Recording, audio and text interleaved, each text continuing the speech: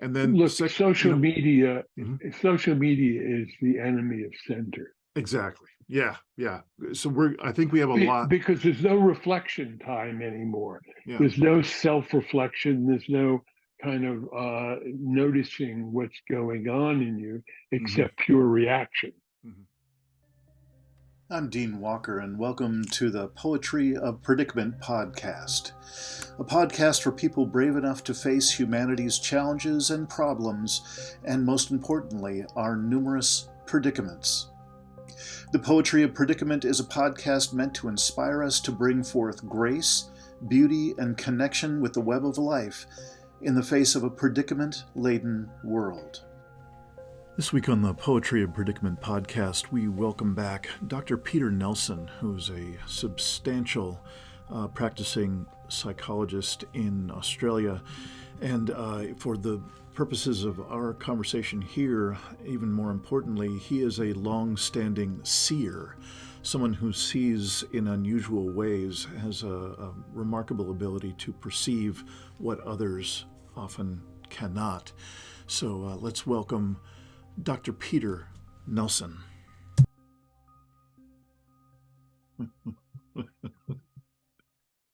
Oh boy.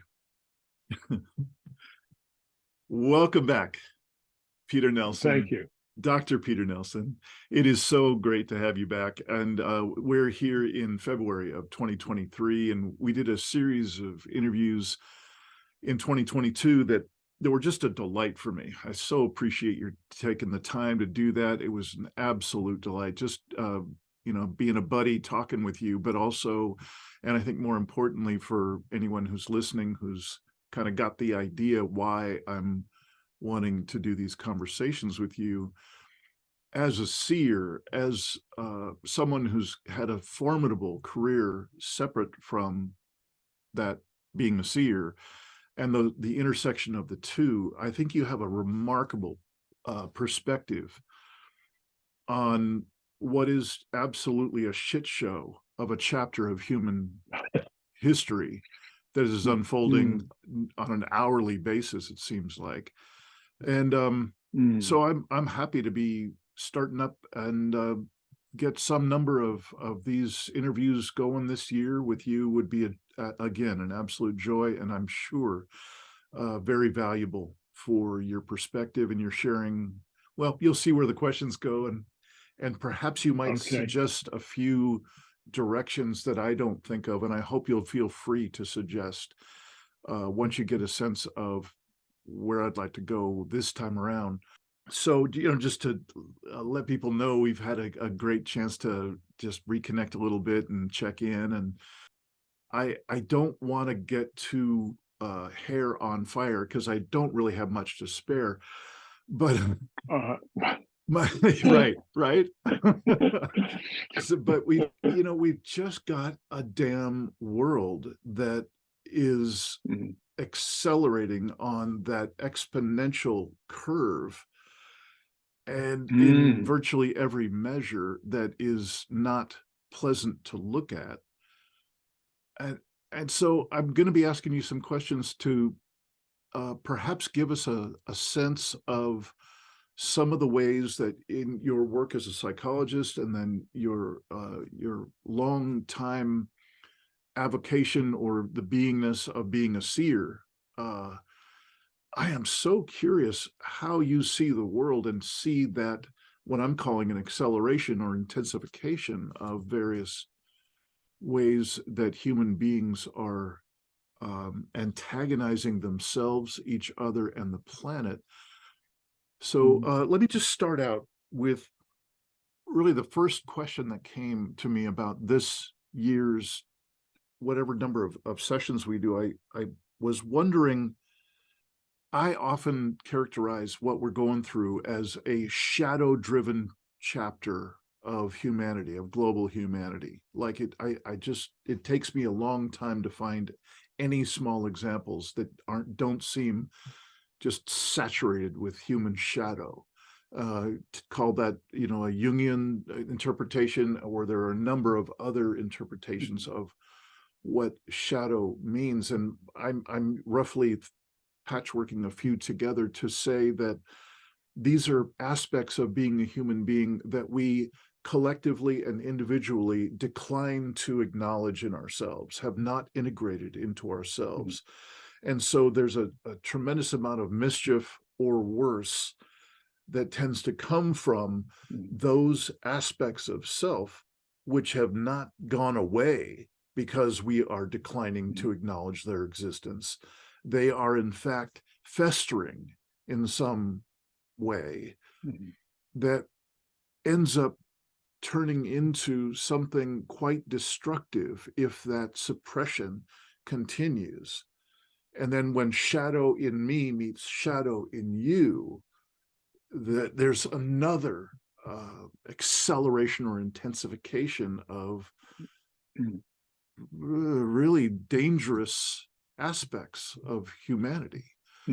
So I'm curious, given you have a substantial grounding in psychological ways and means at many different levels, I'm wondering, and then particularly you as a seer, I'm wondering if you could give us some of how you frame what I just said in my own way.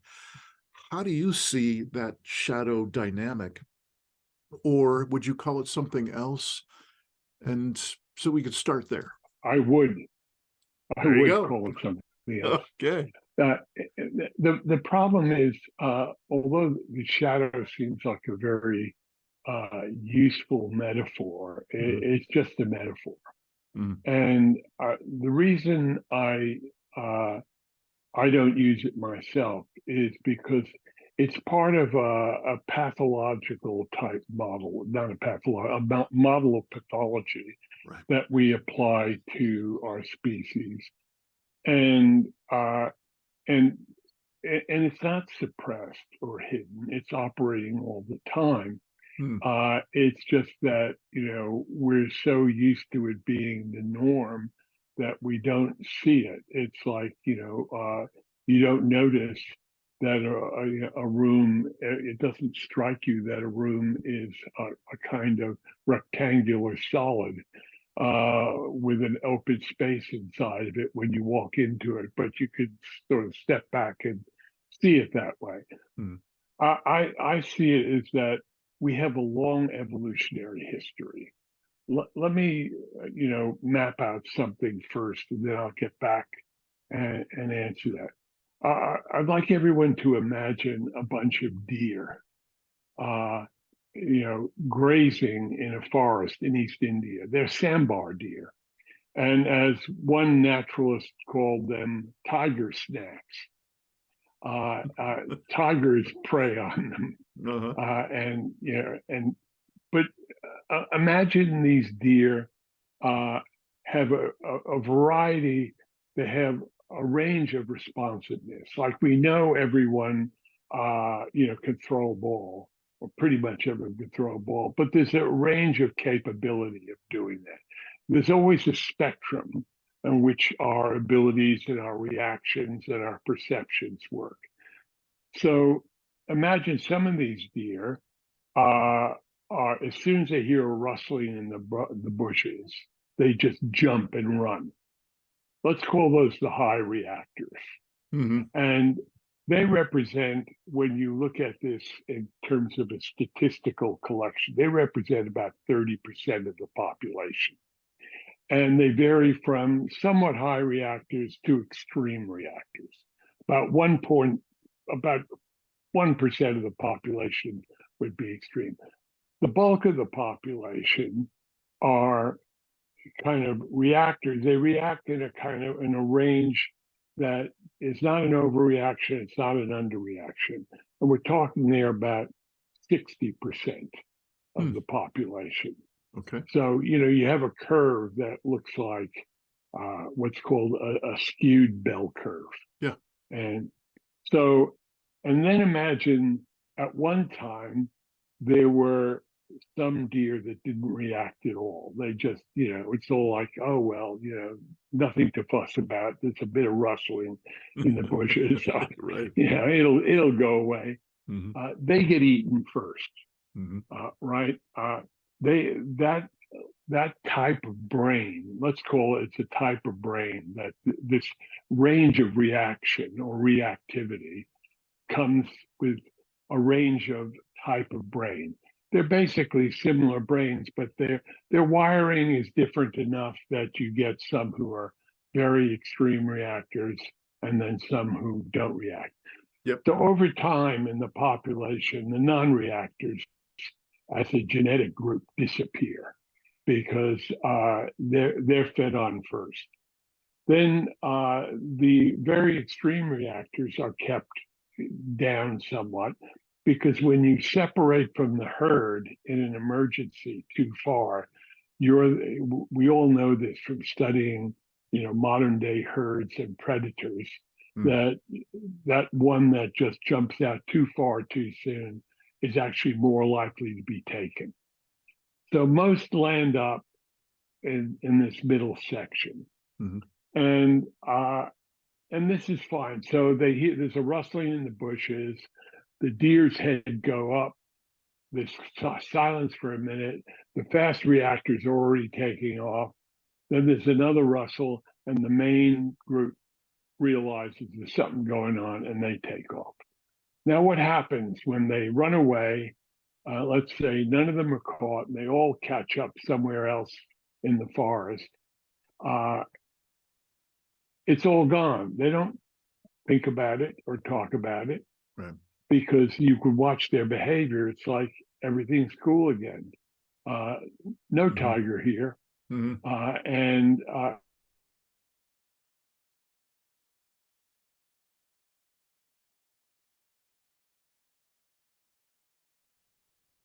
okay, where did I disappear? Where you froze up was you were just coming out of the talking about how the group, when it had run and then it had collectively decided it's time to stop, they were fine.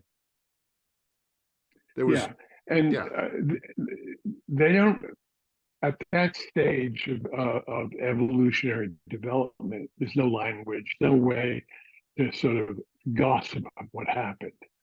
But as soon as you have language and the cognitive capacity of a human, they can go, God, that was close. Did you see the size of that tiger? Yeah, and then they can imagine in a way that a sandbar deer doesn't imagine. The sandbar deer is probably sentient in that it's aware and it's reacting and it's kind of got a living awareness, but it doesn't have self-reflexive awareness. And self-reflexive awareness and language is what enables us all to be slightly paranoid. My view is the brain has evolved to have a paranoid tilt once language came into it, language and the ability to imagine and project the future. And when I say paranoid, I don't mean, the really extreme version of paranoia, where, I believe there's a green monster in the closet. You can't convince me otherwise. Even when you open the closet, I just say, well, when you open the closet, it's due to go away. And it only comes back when you close the closet door. So, but it is a kind of paranoia. It's a way, paranoia is really ascribing cause to in a threatening situation when you don't really know what the cause is, but you construe a series of causes and possibilities. You make up a story. And that description making, that ascribing of what's going on is basically what we now call conspiracy theories. Because, none of us really have all the data. We don't really know exactly what's going on. So if you're, for instance, a person who grew up in a family where you were sexually abused, you're more likely to see behind anything that you feel is threatening potential sexual abuse. Or there might be some kind of thing like that going on. Yep. So I'm not trying to say that everyone is that way, but this is the way our brains actually work.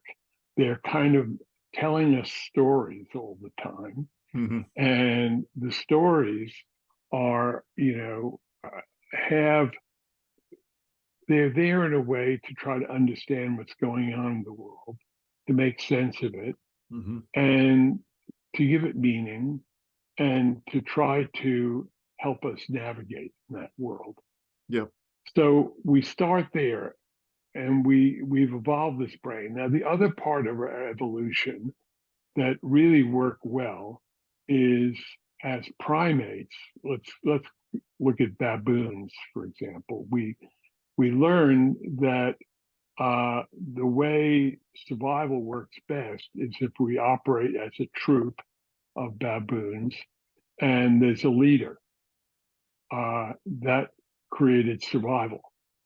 Leader, and there's a whole hierarchy. And then there's two hierarchies, it turns out, because there's a hierarchy amongst the female baboons as amongst the males.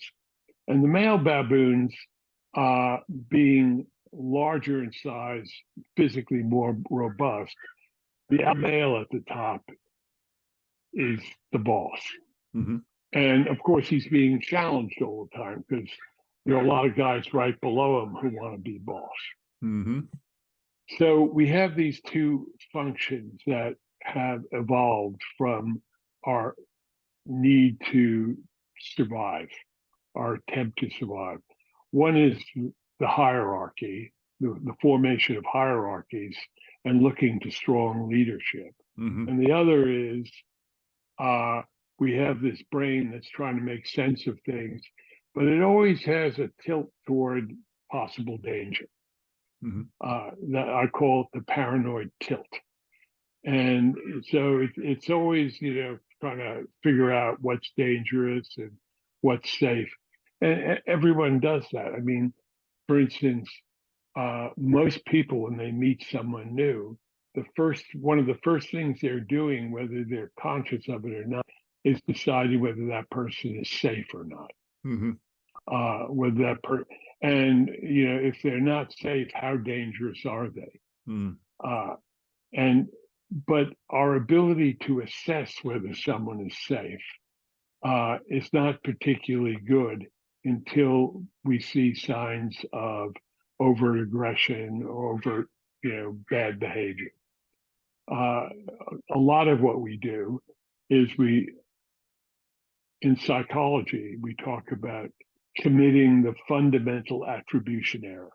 Mm-hmm. If you see someone in certain kind of clothing, rough clothing, maybe somewhat unshaven, Mm-hmm. has a very hard, pronounced face, we assume things about that person. Mm-hmm.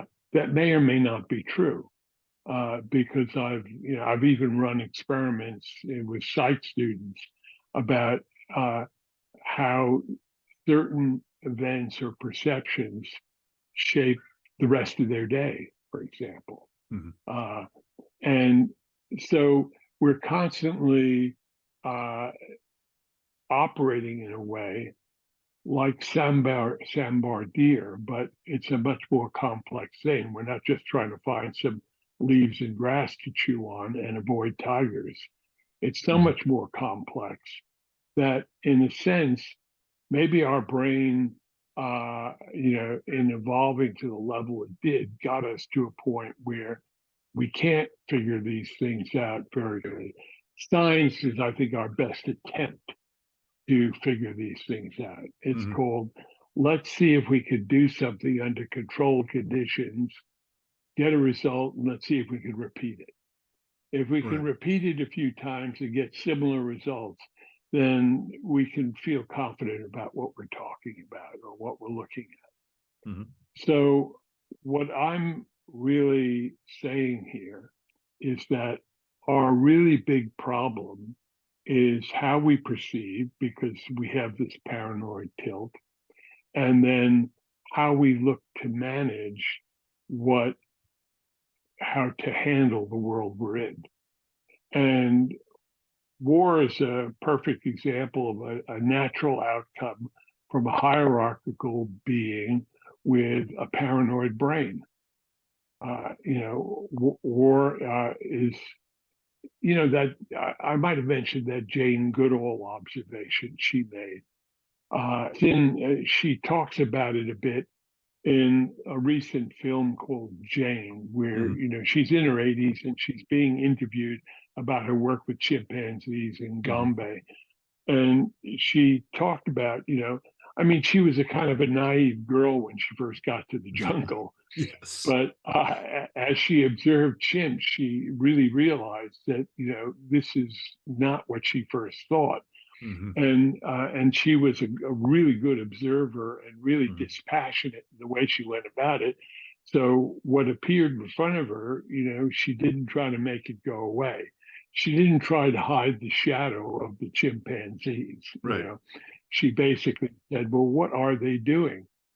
And to me, these behaviors, in terms of their net effect on others, are what we're talking about. It's the shadow. So she relates this instance where the main troop was, there was a matriarch in the main troop that was part of the glue that held it together. We won't go into the details of that. That matriarch got old and died. And not long after she died, the troop split in two. A smaller group, but a very distinct group, moved to the southern end of their terrain, of their territory. And the other group stayed at the northern end of the territory.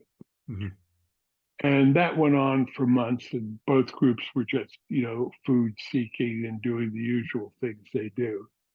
And then she said after a few months, basically the main group, started to become very agitated. And they worked up into a frenzy, and they ran down to the southern end and killed all the southern group. Right. There wasn't one left alive. They murdered them all. Now, what's going on?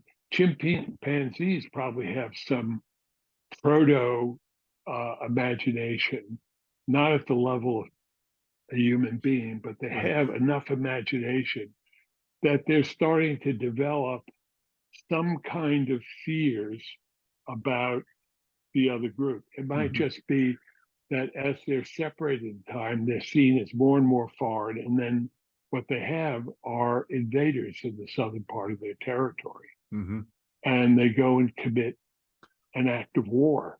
Yes. They do a terrorist attack. So I think this is the shadow. The shadow is that we're not really taking ourselves as the biological beings we are. We're trying to pretend we're something else. And so if you say anything is repressed, it's our perception of ourselves in a fuller picture. Yes, we are spiritual beings. Yes, we do confront deep existential issues in our lives. But we are also just operating as we have operated, all primates have operated, as evolution has progressed. And so the shadow we have to come into direct contact with and to look at is to not say, oh, well, men shouldn't rape women. No, they shouldn't. But this is going to happen with a certain type of person, a certain type of male who's very hierarchical and probably paranoid and probably very aggressive, because aggression comes out of those things, and is also excluded from the main group in some way. And so we can't say, let's train all the men differently. Well, yeah, but you have to first recognize what you're training. If you just try to do away with aggression in men, that doesn't really work. You know, I've watched now 2 generations of women I know raising male children, trying to change behaviors in them by effectively disempowering them. And we know from other studies that, okay, this bond between mother and child is very basic, but we also know that certain males who become really dangerous in the past, we often could see that some of them were raised by single disempowered women who got a sense of power through their male son's enactment of power, which was often in the form of aggression. You know, we know that's the case. I say it's now, if you want to kill creativity in the world, then kill all male aggression. You know, not that, you know, females are creative, males are creative, but part of for males is to be able to have this kind of not necessarily physical aggression toward each other, but even aggression towards solving a problem. You know, there's a way in which, you know, people go after problems the same way they went after game, the same way they went after their enemies. You know, they kind of relentless. And that kind of problem solving often leads to creative breakthroughs in our world in terms of science and technology. But it's also the same thing of an artist painting a canvas, trying to solve a particular problem of can she get the light a certain way in the canvas. You know, I can imagine Vermeer trying to actually, you know, solve the problem of lighting in his canvases. And God, did he do it? You know, yeah. So we have to train the use of it, but not try to suppress it, because then you create another kind of shadow. Right. You turn the whole problem into a deeper shadow. And the shadow that's created by shame and blame is bad, because it also leads to aggression. In certain males who are highly shamed, their way of dealing with that is to become aggressive.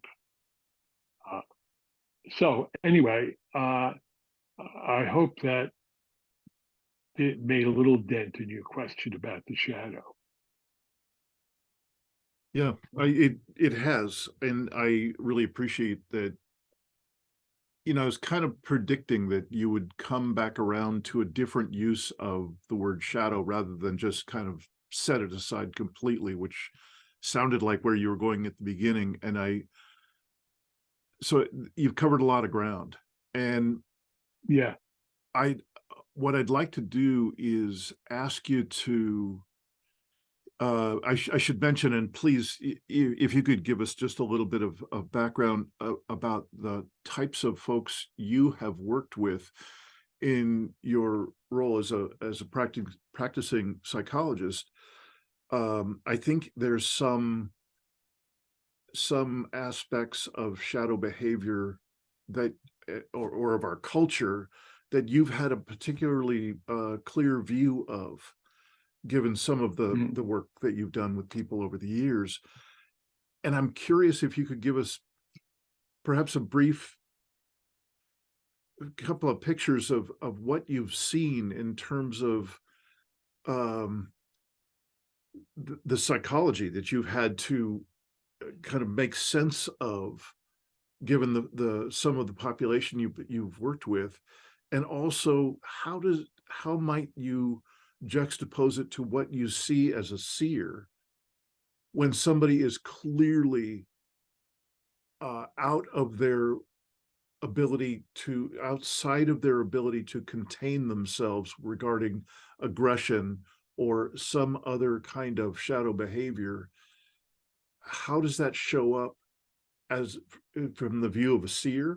And how does it show up in So I terms of, think, by the way, aggression is not the shadow. Aggression comes out of not recognizing a part of yourself.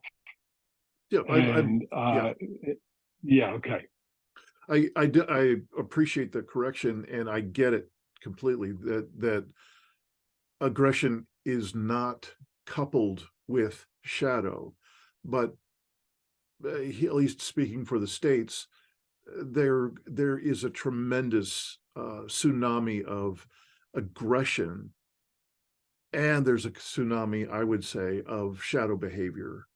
So Yeah. my mistake in terms of just coupling them. No, it's I really know what you're saying about the U.S., but right now in the U.S., what I'm seeing Mm-hmm. is something I always saw as there, a level of separation and Mm-hmm. kind of tribalism Mm-hmm.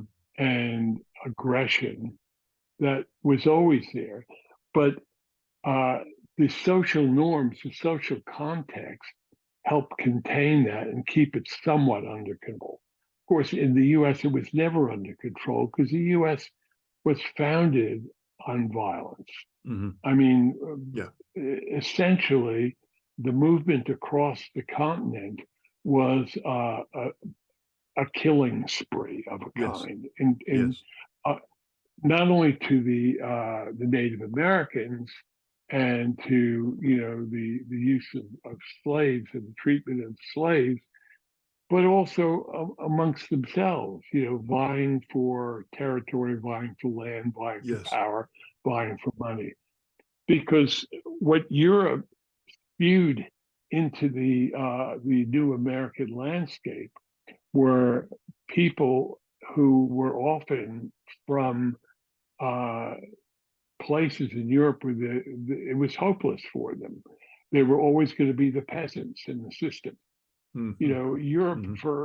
for hundreds and hundreds of years, probably well over 1,000 years, was essentially a feudal system Mm-hmm. where the power was held by a small number of families, and these families then ruled everything. Everyone kind of worked for them. Mm-hmm. They basically tilled the fields, grew the food, and got very little or none of the output of that. Yes. And when new lands opened up with the discoveries being made by European countries like Spain, Portugal, England, of these other lands, and people had an opportunity to go there and get a piece of their own land and kind of be their own feudal lord, they jumped at it. But Mm-hmm. this led to an unleashing of aggression at a very high level. So the U.S. always had this going on in it, as did Australia, where I am. Mm-hmm. It just was a much smaller population, and it was a much more contained thing, but it was very similar. Yes. So uh, I guess what I'm trying to say is that what the shadow is what we don't actually recognize in ourselves. That's what Jung would have said. It's like Mm-hmm. it's kind of the hidden part, but that's really to do with attention. It's like the unconscious, whether the personal unconscious or the collective unconscious, using Jungian terms, which I don't usually, but I've read quite a bit of Jung, and I would say however you're framing it, it's an issue of attention, what you fail to pay attention to. Because, I mean, one of the things of doing Jungian analysis or Freudian analysis is learning to pay attention differently. Yeah. What you do, for instance, you analyze dreams, and you pay attention to the symbolic content of dreams, and then what that is actually referring to in your psychological, physical life. And so the whole thing of, undoing the shadow and becoming, as Jung would say, fully individuated, is to become have a grander or total awareness of who you are and what motivates you, and to be able to see the unconscious in a way now that it's conscious to you. It's you see these impulses in you, you recognize them, and you develop a way of managing them. And that's what analysis is really all about. It's kind of, you look at your psychohistory and how it shaped you, and then the parts you're blind to of how you respond to the world around you, how you filter the world. So what I'm saying, the issue, and this is where the seer part of it comes into. As a seer, I can directly see where someone is not looking at themselves. I don't have to talk to them to know that. But when they start talking, it's very obvious because the way they describe the world or themselves or how they understand things always tends to match where their blind spot is, where they're, I call it a fixed point of view, where it's like, someone who has blinkers on and stares at the white line in the middle of the road. And of course, if that's the way they drive, they're eventually going to run into something. Yeah. Because the white line may disappear, or they may confuse the white line on the side of the road as being the one in the middle of the road. So that's how I'm thinking of it. I don't think it's really fundamentally different from Jung and the early Jungians, who were essentially very biological too in their understanding of the human being. Well, thank you. I appreciate you bridging into a piece of the seer framing. And I'm curious if I could ask you for a moment of your disclosure of, it seemed like you were saying, I can walk up to someone and there's a way that I can get an impression from them or their system. I'm not quite sure what words you use when you deploy your attention as a seer, but I think what I was hearing you say is, I come into the presence of somebody and I get an impression from them that seems to tell me that, gosh, I'm sorry, I don't remember how you characterized it, but that they did not have a self-awareness. The first thing I can see is what they're fixed on. Okay. So you're excuse me for just a second. I just want to take a moment and just articulate it for folks who might not understand the question if I went too, briefly on it. It's that you're saying you're deploying your attention in such a way, walk up, and there's an impression right there. And that you're so familiar. I'm always deploying my attention that way. So you have a particular way that is, your seer's way of activating your attention within the field, in the situation, and you get a clear message that you're so familiar with deploying your attention that way that you're able to discern the content and the intensity of a message or an impression, and you know how to interpret it. It's just that quick. Well, yeah, but it's because I've had a lot of experience learning what it means. That's fine. I'm trying to let people know that you're coming from a tremendous amount of experience, and this is not something that you're guessing about. It's something that's quite clear in your system and your perception of it. Yeah, it's the only advantage of being 80. You had a lot of experience. Right. I mean, otherwise there are not too many advantages. I'm wondering, Uh, Peter, so if it's asking too much to tell us a little bit about how you would discern it. Is there a way you could articulate? You walk up to, I'm standing there and my friend Ralph is standing there, and you get a message, you get that impression from Ralph of a distinct lack of self-awareness, and what we were talking about before, and I'm sorry, I've forgotten how we characterized it, but you're getting that kind of an impression that is clear to you that it is not this person I could see has. where he's pointed with his attention. I could Okay. see where his attention is pointed Okay. and how fixed it is.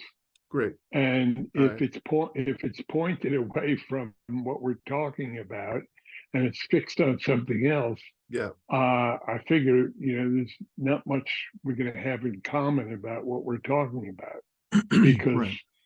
we're not talking about the same thing. Okay. Okay. Clear. Clear. It's something to do with intentionality, which is a very difficult subject to introduce out of the blue, because someone's intentionality, it's actually almost like a physical field. I can perceive that their intentionality is aimed at something, either at Okay. achieving something, doing something, avoiding something, trying to be something. And Yes. I can see how that intentionality is focused. And if I can get their attention and get them to drop whatever their life goal is, because very often it has to do with people's life direction. If I get them to just drop that for a minute and hear something outside that, that could be a revelation for both of us. Right. Because Right. it's a revelation for me that when someone drops that and will actually meet me across the table, so to speak, and be a revelation for them because they would experience something they never experienced before. Right. Of course, I had this all happen to me. I mean, I went through all this myself. I wasn't immune from it. I wasn't. I was born probably with a more highly developed sensitivity to people's feelings, but a lot of it had to be learned through trial and error. What I Right. do now, Right. and it's where I put my attention into learning that sort of thing. It wasn't my initial plan. My initial plan was to be a neurophysiologist. So first I became a psychophysiologist and did research in psychophysiology. And then I became a practicing psychologist. And, but I have to say therapy was not one of the things I was interested in later on. I was Right. much more interested in changing people's attention patterns through a kind of coaching. And I hate the word coach, but Yeah. it seems to be commonly used now, and so Sure. I figured I might as well use it. When you coach someone, if you're coaching them in tennis, you get them to, do you work on their serve, and you're giving them feedback all the time Yeah. about how they have to swing the racket. Right. And coaching for attention is, since I can read directly where their attention is, I can say, well, this is what you're paying attention to now. I want you to pay attention to something else. Right. And then I try to get them to understand how to move their attention. Because people think they move their attention when they're looking at a tree, like I am outside my window, that I'm looking at you on my screen. And that was not a change of attention. That was just moving my eyes in my language. Yes. Yes. Boy, we've gone a long way in on this thread, and there's a lot to fill in around the edges of what you've shared, and we have a limited window of this particular conversation. I want to just run by you some notions that but you can frame some questions.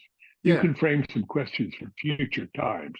Oh yeah, yeah, based on this. Yeah. yeah. So you wanted to do what? Well, I just want to run by you how I do my own type of coaching as well. And what I'm basically working with people on is the deployment of attention is a small part of it, and I'm sure not nearly as articulated and as deep as what you're offering.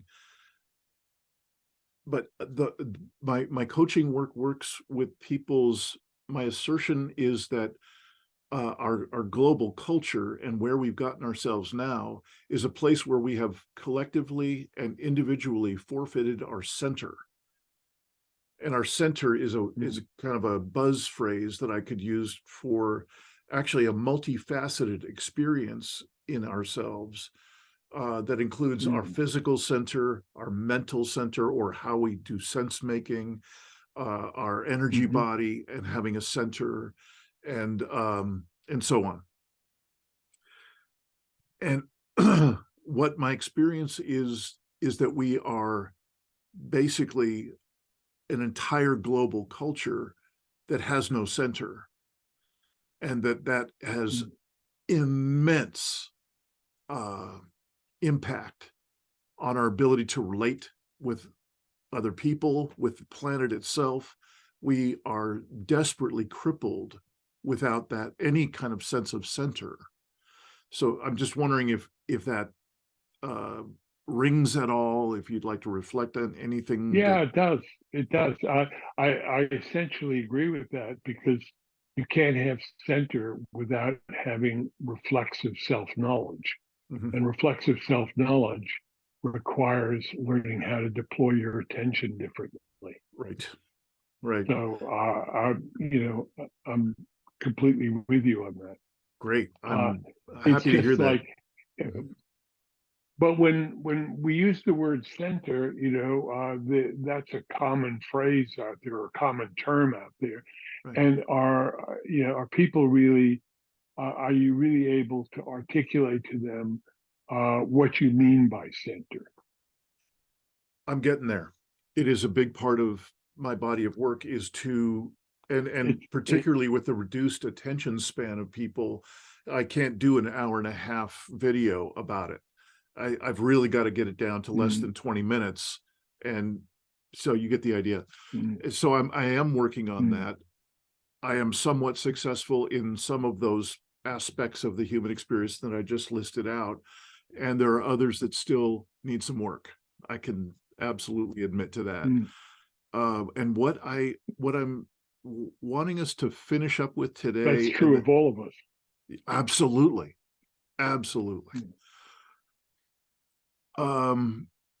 I'd love to spend just a little bit more time on asking you specifically, perhaps as either in your role as the psychologist, and if memory serves, you did quite a bit of work with folks in the justice system and the prison system in Australia.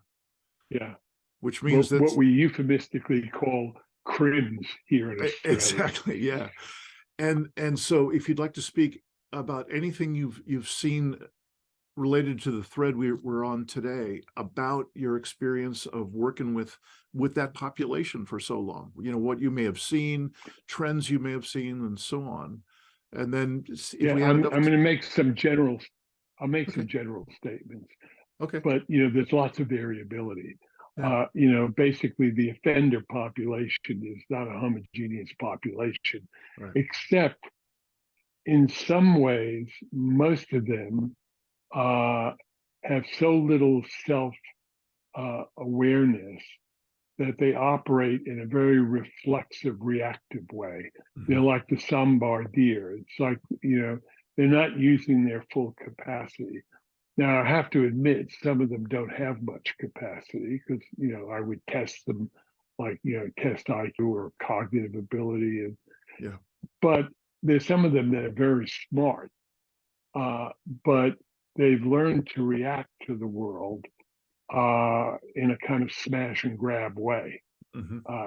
It's kind of they operating out of a very, very basic emotional need, and they just are opportunistic in doing things at the moment from a kind of very reactive, how should I say, primitive brain way.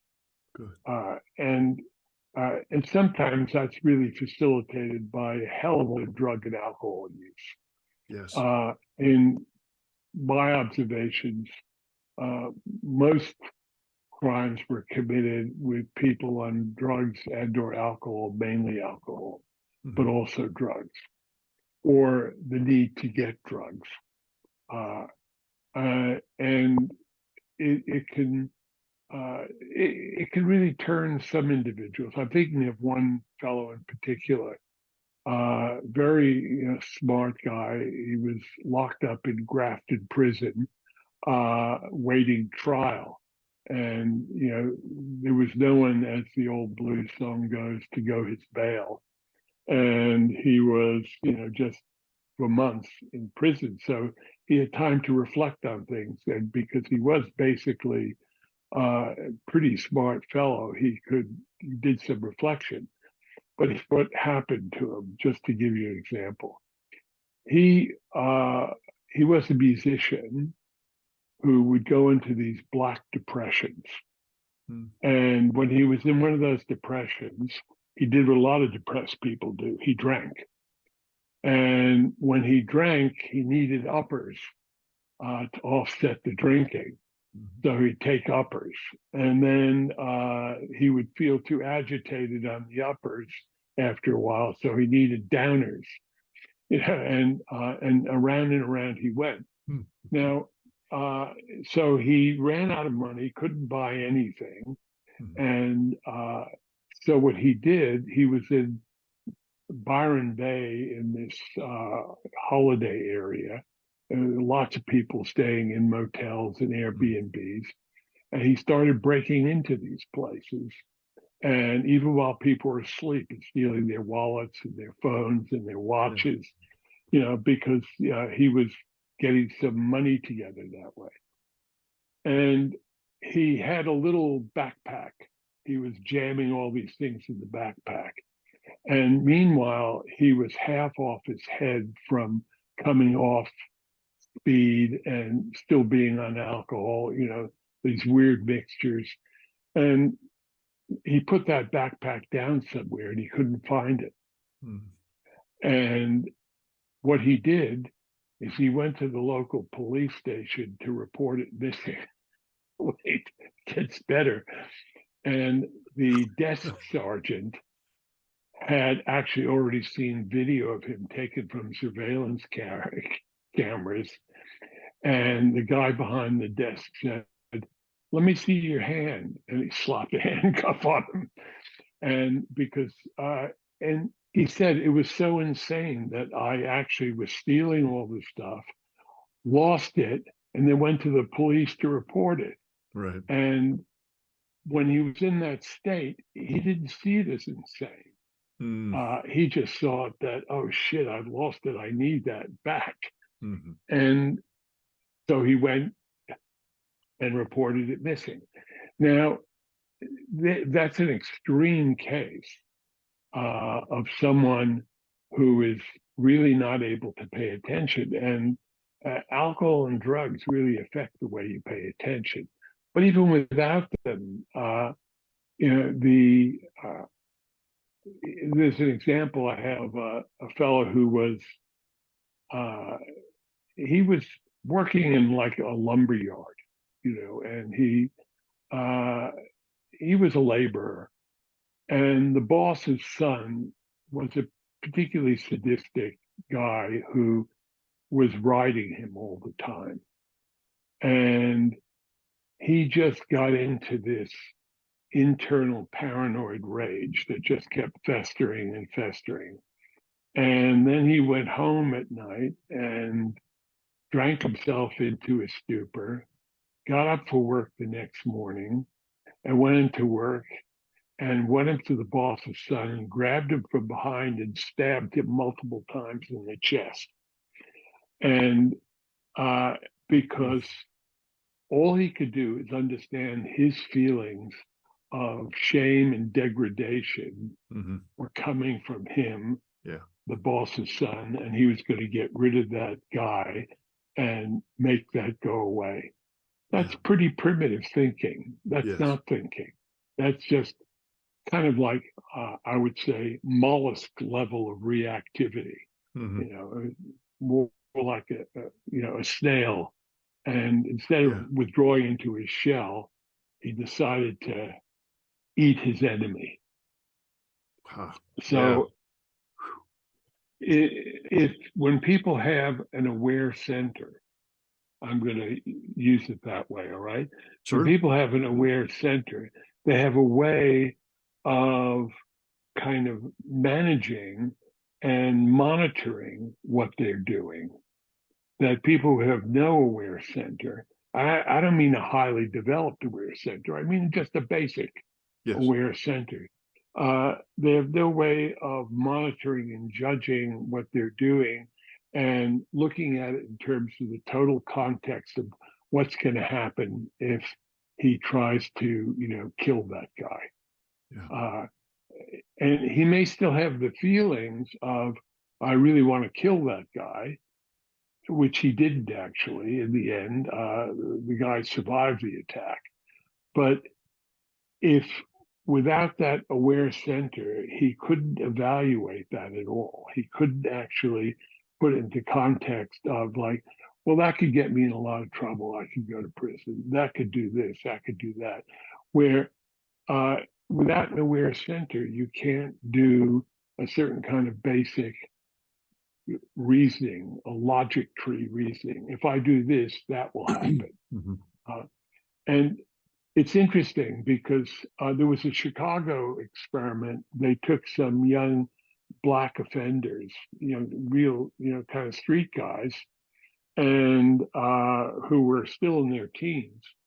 And what they did is, and they were constantly getting in trouble with the law. They'd get in trouble with the law, get out, put back on the street, get in trouble with the law.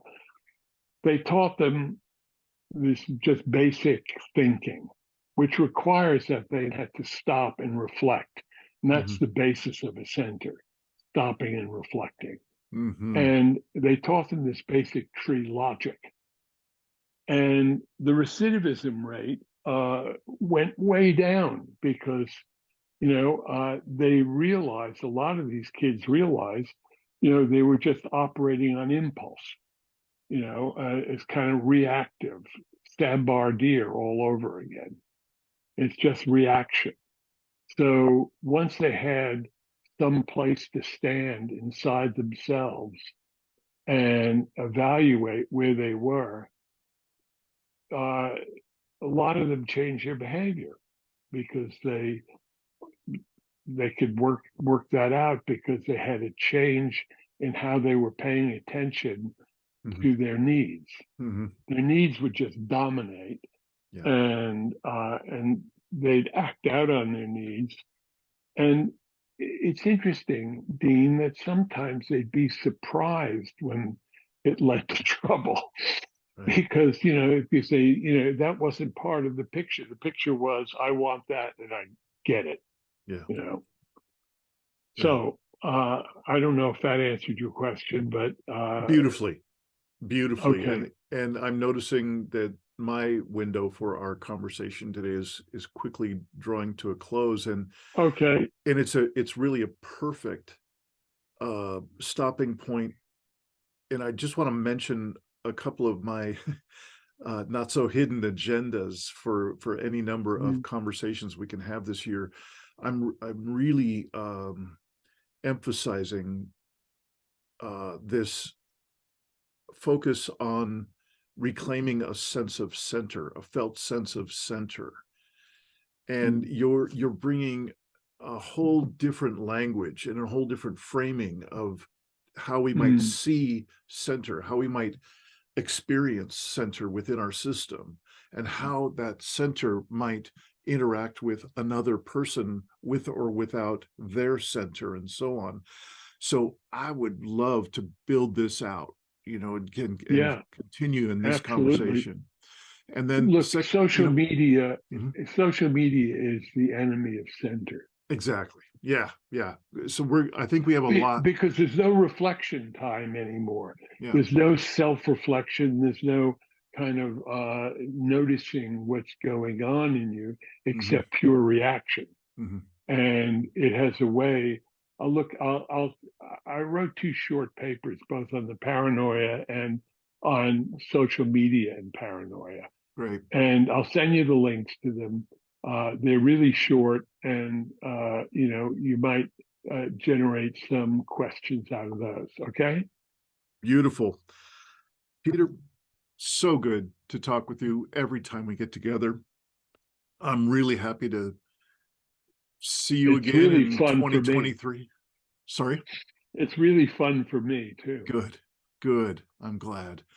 And I just wish you all the best as you choose what the right track is with the knee thing that you were talking about before. And I just hope you have a remarkable, great year. And I feel excited that we get a chance to reconnect for some more of these conversations. It's a special part of my 22 and now 23. Dean, let's do it. Let's do it. Thank you for joining us in another episode of the Poetry of Predicament.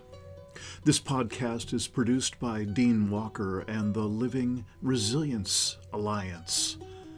Living Resilience exists to offer transformative support and resources to the collapse-aware and collapse-acceptant communities around the world. Our sole purpose is to curate and offer coaching, support groups, courses, and events that assist people in expanding their core skills, competencies, and capacities for facing a troubled, predicament-laden, yet still ineffably miraculous world.